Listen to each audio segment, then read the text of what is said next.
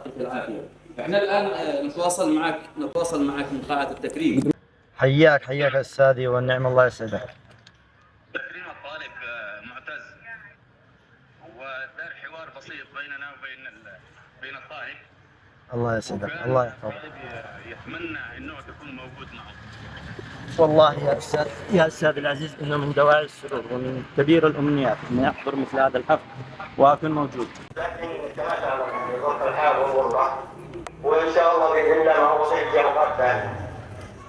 إن شاء الله. طيب تحب تتكلم، تقدم رسالة لمعتز. معتز، رفعت راسي. معتز، حققت ما كان أمنية، وأتمنى من الله أن يستمر هذا العطاء، وعشان يا معتز أفرحك أكثر، وعشان بإذن الله إنه تزيد الفرحة، فحبيت إني أكون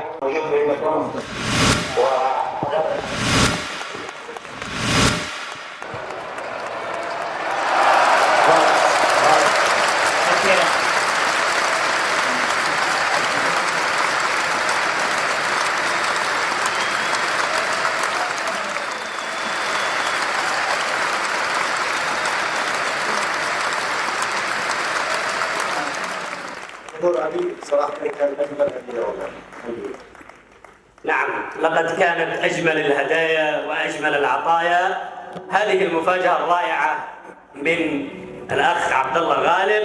أقل ما يمكن عمله، وقد صار موقف زمان. معتز كان الصف ثاني ابتدائي، فكان له حفل تكريم، انشرته ما حضرت، فكان كل طلاب الأولياء أمورهم موجودين وأنا غير متواجد، فحبيت إني أعوضه بعد تقريبا حوالي 12 سنة.